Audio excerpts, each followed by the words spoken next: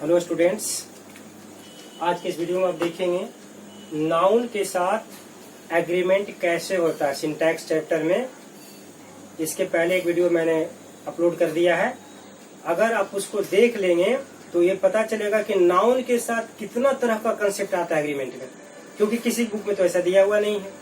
और देखने के बाद आपका सारा डाउट्स क्लियर हो जाएगा कि नाउन क्या है और उसके साथ एग्रीमेंट का कंडीशंस क्या क्या हो सकता है। इस वीडियो में भी मैं वही बताऊंगा पार्ट 2 के सेंस में। पार्ट 1 हुआ था, अब पार्ट 2 में देखेंगे। अभी और भी बहुत कुछ ऐसा है जो आपको जानना बाकी रहेगा, इसलिए उस वीडियो को देखना भूलेंगे नहीं। यहाँ देखेंगे पहले कि पार्ट 2 में कि और भी क्या कंडीशंस हो सकता है। नंबर ए में देखेंगे, जैसे a an plus collective noun plus of plus plural, यहाँ पर आप लिख सकते हैं कॉमन नाउन। और यहाँ देखिए, आप चाहे तो डायरेक्ट ऐसे लिख सकते हैं सिंगुलर वर्ब। एक शॉर्टकट में समझने का तरीका बता दिए। अब किस तरह का सेंटेंस होगा, उसमें कैसे वर्ब लगेगा, वो बात का चीज है, लेकिन एक कंसेप्ट दिमाग में आपको रखना है। इस एक कंसेप्ट से पूरा क्वेश्चन आपका सोल्व हो जाएगा। इस तरह का जितना भी कलेक्टिव नाउन का कंसेप्ट आता है। अब जैसे आप कहते हैं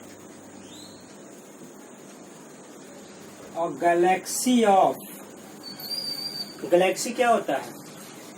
समूह को कहते हैं। किसका समूह को कहते हैं? तो तारों के समूह को कहते हैं। तो गैलेक्सी ऑफ आप कह देंगे स्टार्स और गैलेक्सी ऑफ स्टार्स। अब इसके बाद जो भी वर्ब आएगा वो क्या होगा? सिंगुलर होगा। या फिर अब जिसे लिखते हैं a herd of cattle an army of soldiers, a fleet of ships, a flotilla of boats,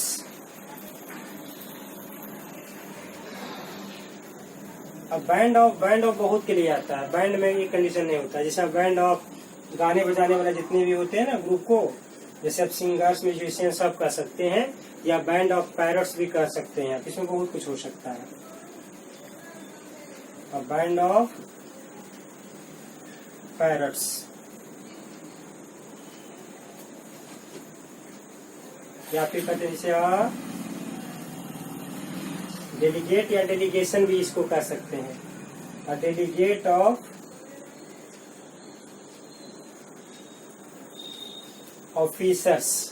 officers के ग्रुप को जो कहते हैं शिष्टमंडल कहते हैं, उसके लिए पैसा यूज करते हैं। एन आर्मी ऑफ एंड्स के झुंड को भी आप कहते हैं आर्मी, क्योंकि आर्मी की तरह कतार में चलता है, सीरीज में चलता है और उसमें बहुत क्षमता होती है कैंट में, इसलिए उसको आर्मी से जोड़ा गया है।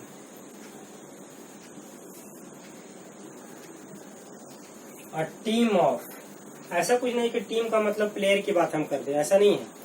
टीम किसी का भी हो सकता है, ऑफिशियल्स का भी हो सकता है, ऑफिसर्स का कहीं भी हो सकता है टीम। ठीक है, आप ऐसे जनरली आप जानते हैं टीम ऑफ प्लेयर्स लिख लीजिए, लेकिन ऐसा कुछ नहीं कि टीम केवल प्लेयर्स के लिए आता है। या टीम ऑफ हो गया। और सीरीज ऑफ बल्ब्स, सीरीज भी बहुत का हो सकता है। फिल्म का सीरीज होता है, ठीक है, या फिर आप कह सकते हैं बल्ब का सीरीज होता है, बुक्स का सीरीज होता है, बहुत का सीरीज होता है। कोई भी सीरीज में श्रृंखला में चले उसको आप सीरीज के रूप में आप कह सकते हैं। यानी ऐसा बहुतों के साथ होता है।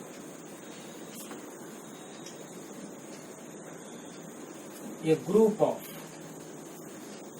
ग्रुप किसी का भी होता है, पीपल का भी हो सकता है, किसी का भी होता है, तो भी लिख सकते हैं ग्रुप ऑफ पीपल। देखिए पीपल सब प्लूरल आ रहा है। जितना भी देखा इधर का नाउन आ रहा है ना, ये सभी कॉमन नाउन है प्लूरल में, सभी प्लूरल नाउन आ रहा है। जबकि ये जो देख रहे हैं वर्ड यहाँ पर फर्स्ट वर्ड, ये सभी कलेक्टिव नाउन है।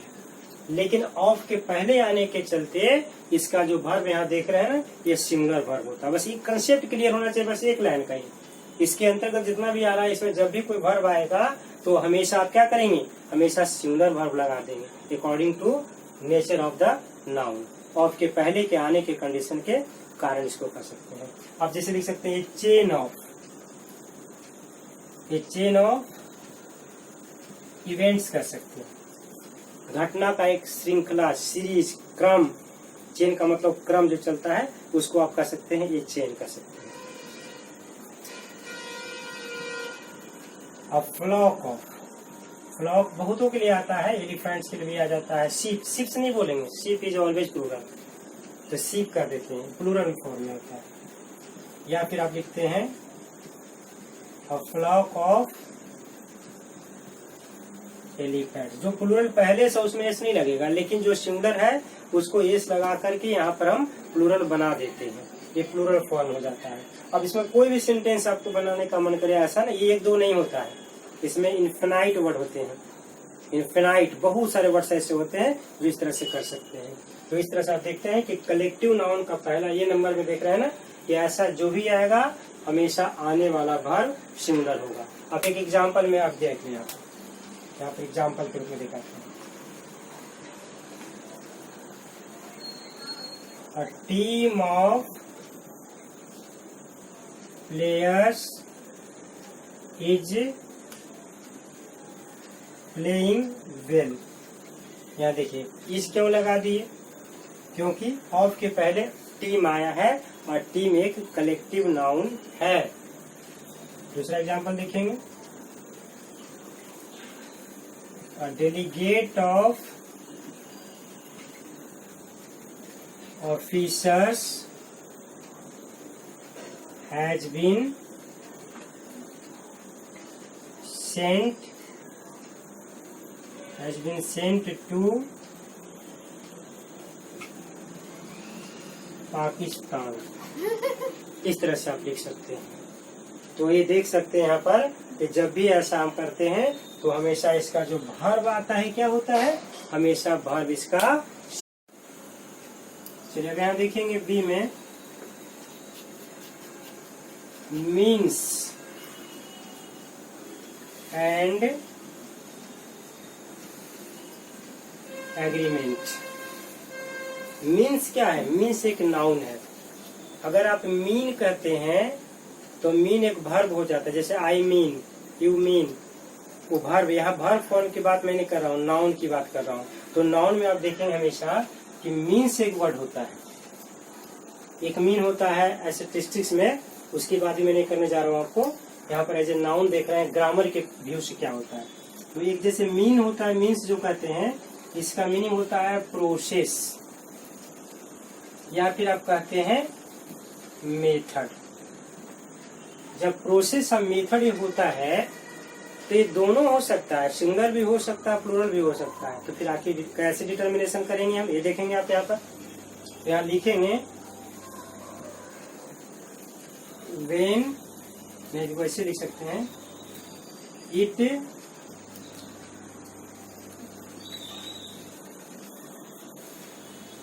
When a singular determiner comes before this मतलब यहाँ पर मीन्स लिख देते हैं, ज्यादा स्पष्ट हो जाएगा। Before means it takes a singular verb, and when a plural determiner comes before it, it का मतलब means, it takes a plural verb। यानी डिपेंड करेगा किस पर, ये डिपेंड करेगा कि उसके पहले का डिटरमाइनर जो आ रहा है वो क्या आ रहा है, सिंगुलर अगर आता है तो वर्ब सिंगुलर, प्लूरल आता है तो वर्ब प्लूरल। यानी इससे प्रभावित नहीं होता है मीन्स से।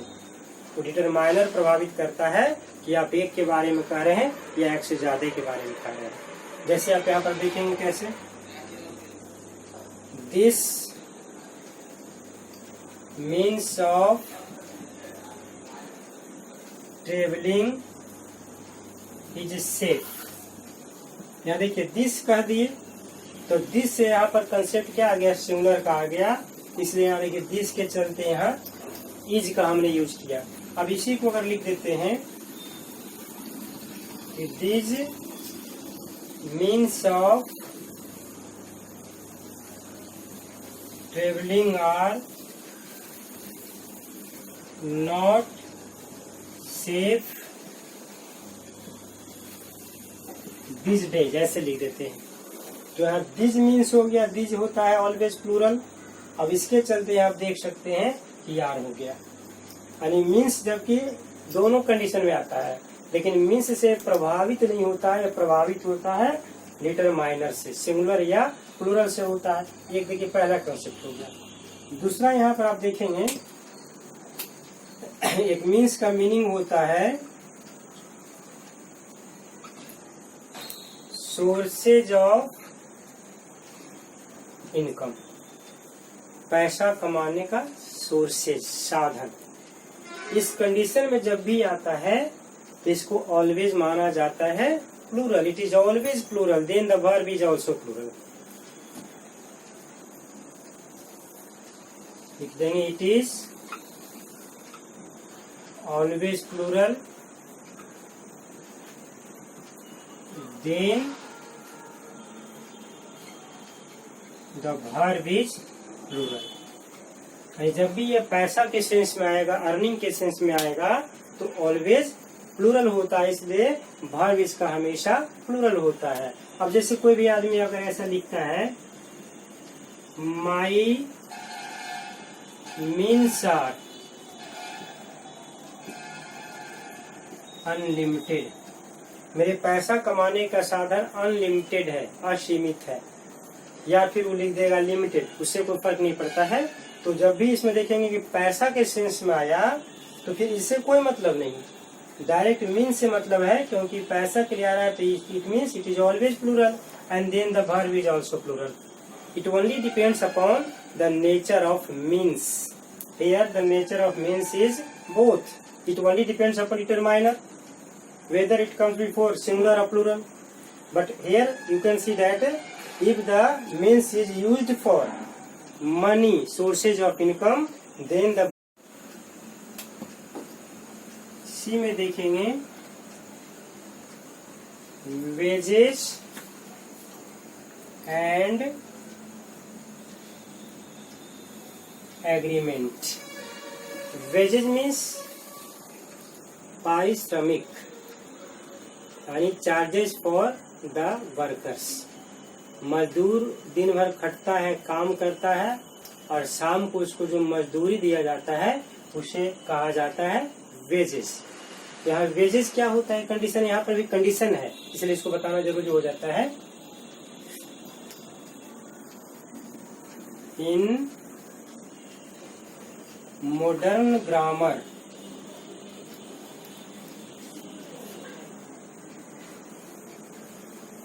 wages is understood plural. Modern grammar में इसको प्लूरल समझा जाता है। एंशिएंट ग्रामर की बात अब नहीं करना है, मिडावल की बात नहीं करना है, क्योंकि इंग्लिश हमेशा एक ऐसा लैंग्वेज है जो हमेशा करंट में चलता है, हम फ्लो के साथ चलते हैं, और अभी का ग्रामर कहता है कि इसे प्लूरल माना जाता है। Then the verb is also plural। जैसे आप लिखते हैं एग्जाम्पल में, the wages of these workers। यहाँ देखिए these workers से कोई फर्क नहीं पड़ा, आप चाहे तो इसको एक वर्कर लिख दे, दिस वर्कर, एक ही को लिख दे, उससे कोई मतलब नहीं। ऑफ के पहले के अनुसार था, ये ध्यान में रखना यहाँ पर। आर वेरी लो, अब ऐसे लिख दिए तो यहाँ जो आर देख रहे हैं इसके अनुसार, इससे प्रभावित होता है। लेकिन यहाँ पर एक स्पेशल कंडीशन और भी है जिसे हमें मानना होता है। इन द बाइबल, बाइबल क्या होता है पता है आपको? क्रिश्चियन का ये रिलीजियस बुक है। जैसे हिंदू में आप कहते हैं गीता, रामायण, महाभारता, ये सब देख रहे हैं हिंदू में है।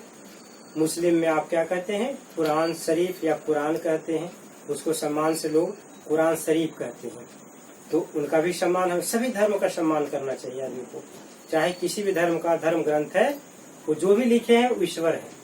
हम समान आदमी उतना अच्छा तो लिख ही नहीं सकते हैं, इसलिए सभी का सम्मान करें। इसी तरह से द बाइबल लिख रहे हैं, द गीता लिख रहे हैं, कुरान लिख रहे हैं, कुरान लिख रहे हैं, सभी सम्मानजनक। तो बाइबल क्रिश्चियन का धर्म का एक सबसे अच्छा ग्रंथ माना जाता है, सबसे पॉपुलर ग्रंथ है। तो बाइबल में क्या लिखा गया ये बताना चाहूँ। In the Bible wages has been used in the sense of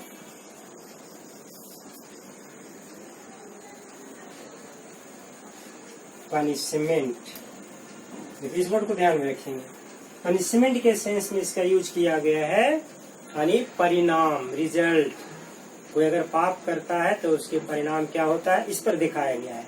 क्योंकि बाइबल आज भी करंट है, प्रचलित है, और जब तक धरती रहेगा धर्म अपना पहचान बनाए रखेगा। तो इसलिए इसको हम ओल्ड नहीं कर सकते, एंशिएंट नहीं कर सकते हैं। इसके फैक्ट को हम गलत नहीं कर सकते हैं, स्टेटमेंट को गलत नहीं कर सकते हैं, क्योंकि ईश्वर ने बताया है। जीसस क्राइस्ट का कंसेप्ट है, उनको मैं कैसे कह दूं गलत है। तो ये ध्यान में हमेशा रखना पड़ता है कि जब भी कोई महान व्यक्ति ईश्वर के द्वारा कुछ कहा गया हो, उसको हम आज भी पुराना नहीं समझते, उसको हमेशा नया समझते हैं, हमेशा उसका सम्मान करते हैं। तो जिसे इसमें देखिए लिखा गया पनिशमेंट के सेंस में। अब इसका एग्जाम्पल अब लिख के देखिए, द वेजेज ऑफ सिन, ये बाइबल का लाइन है, the wages of sin is death.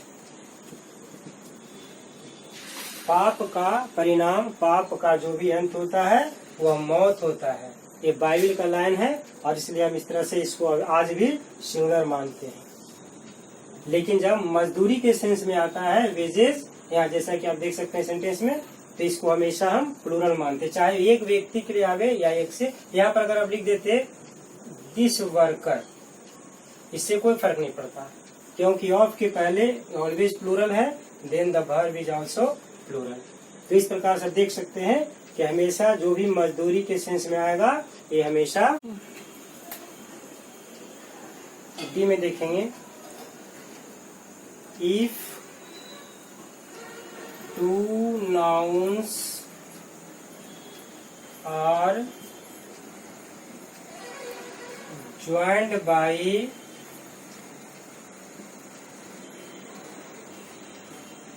Apostrophe S, इसको ब्रैकेट में देखिए ऐसे करके, और ऊपर में एस लिखा जाता है, apostrophe S. The verb is given as the second subject, यानी जब भी दो नाउन अगर एपोस्ट्रोफी एस से जुड़ा रहे तो वर्ब किसके अनुसार, तो सेकंड के अनुसार। सेकंड सब्जेक्ट जो भी आएगा उसके अनुसार वर्ब हमेशा दिया जाता है। आप एग्जाम्पल में से देख सकते हैं, इसे लिख रहे हैं राम्स फ्रेंड्स। यहाँ राम से कोई मतलब नहीं, इससे कोई मतलब नहीं, जिसके लिए आप यूज कर रहे हैं फ्रेंड्स कर रहे हैं तो फ्रेंड्स कर रहे हैं। अगर ये सिंगुलर में होता तो वर्ब सिंगुलर होता है। Here noun is plural, then verb is plural. Ram friends are very active, ऐसे लिख दीजिए। देखिए यहाँ फ्रेंड के अनुसार नहीं, फ्रेंड्स के अनुसार आया, राम के अनुसार नहीं आया। तो हमेशा ध्यान देना है कि एपोस्ट्रोफी जब भी आता है तो सेकंड नाउन के अनुसार वर्ब दिया जाता है। चलिए अगला देखेंगे हम। If two subjects are joined by,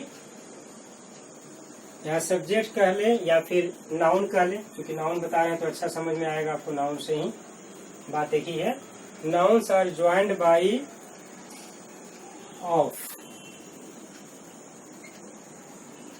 the verb must be given as the first subject या फर्स्ट, आप नाउन लिख दें। यानी जब ऑफ से जुड़ा रहेगा तो फर्स्ट नाउन के अनुसार आएगा, लेकिन एपॉस्ट्रोफी से जुड़ा रहेगा तो सेकंड नाउन के अनुसार आएगा। आप यहाँ पे एग्जांपल देख सकते हैं।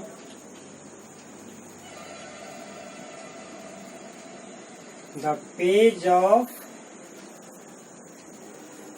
This book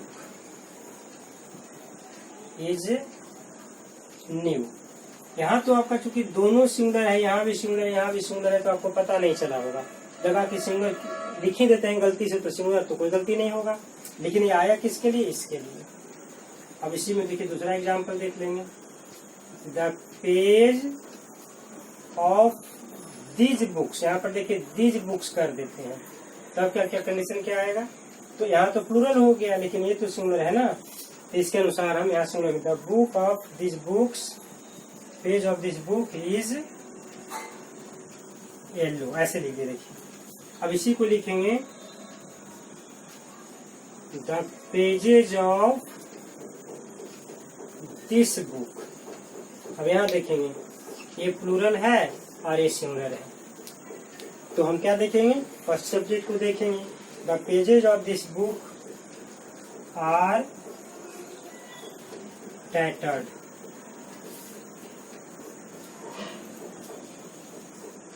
The pages of these books are rotten। यहाँ देख सकते हैं, देखिए चारों कंडीशन में आप देख लीजिए, सेकेंड को देखना ही नहीं है। First plural then the verb is plural, first plural then the verb is plural. Here first is singular then the verb is singular, here singular and then singular. It only depends upon before of the verb is singular, subject singular, then the verb is always singular। तो इस तरह से आप देख सकते हैं इसमें कि दो कंडीशन आया है। एपॉस्ट्रोफी से जब भी रहेगा तो सेकेंड नाउन के अनुसार होगा, और जब ऑफ से जोड़ेंगे तो हमेशा किसके अनुसार होगा? फर्स्ट सब्जेक्ट के अनुसार होगा, फर्स्ट नाउन के अनुसार होगा। अब यहाँ देखेंगे इफ में नाउन इन अपोजिशन। अपोजिशन क्या होता है? इसको हिंदी में कहते हैं पदबंध, पदों में बंधा हुआ। यहाँ लिखेंगे if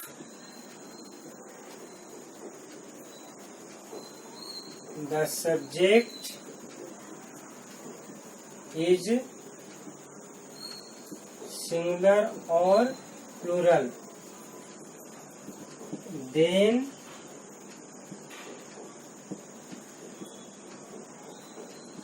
the position comes after it।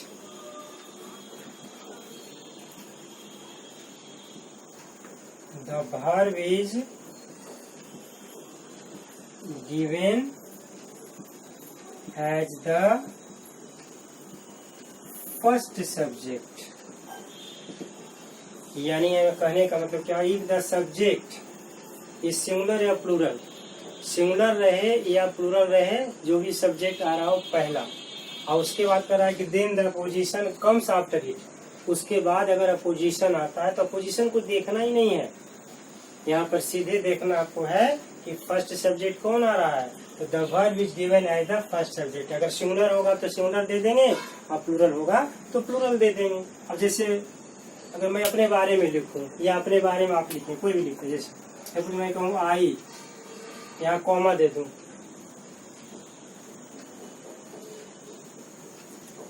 MK Sinha, ऐसे लिख दिया। मैं अपने बारे में लिख रहा हूँ आपको, आप अपने बारे में लिख सकते हैं ऐसे।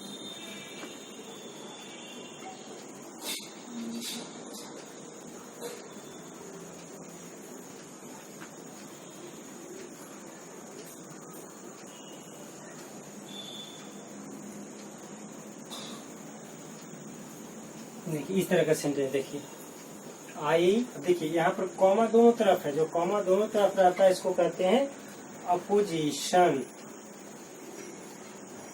इसको अपोजिशन कहते हैं। तो आई जो है ना, अपोजिशन को छोड़ दिया जाता है, सब्जेक्ट इसके अनुसार वर्ब नहीं लेता है, यहाँ से लेता है। देखिए आई MK Sinha, I am teaching you all English grammar, इस तरह से आप कर सकते हैं। तो यहाँ पर आई के अनुसार आम आया, ना कि अपोजिशन के अनुसार आया, यानी अपोजिशन के अनुसार कभी भी वर्ब नहीं दिया जाता है, ये समझेंगे आप हमेशा। चलिए एक और देख लेते हैं। अब जैसे वर्ड आता है पेन, एक आता है पेन्स। पेन कहते हैं तो क्या होता है, शारीरिक कष्ट को कहते हैं, दर्द को कहते हैं, इसको हम पेन कहते हैं। ये हो गया दर्द, और इसको पेन्स जब कहते हैं तो इसको कहते हैं ट्रबल, कष्ट, है ना, इस तरह से। तो इससे कोई मतलब नहीं है, it only depends upon the nature of, जैसे क्या, डिटरमाइनर्स।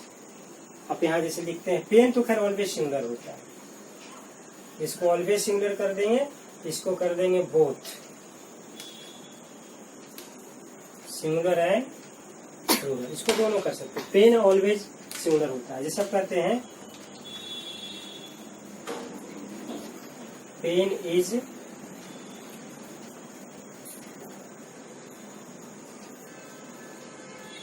नॉट टॉलरेबल, ऐसे लिख दिए। देखिए यहाँ इज हो गया ना, क्योंकि ये ऑलवेज सिंगुलर है, इसके साथ सिंगुलर लिख दिए। लेकिन पेन्स में ऐसा नहीं है, जैसे आप लिखेंगे माई पेन्स, अब यहाँ पर इज भी लगा सकते हैं, आर भी लगा सकते हैं।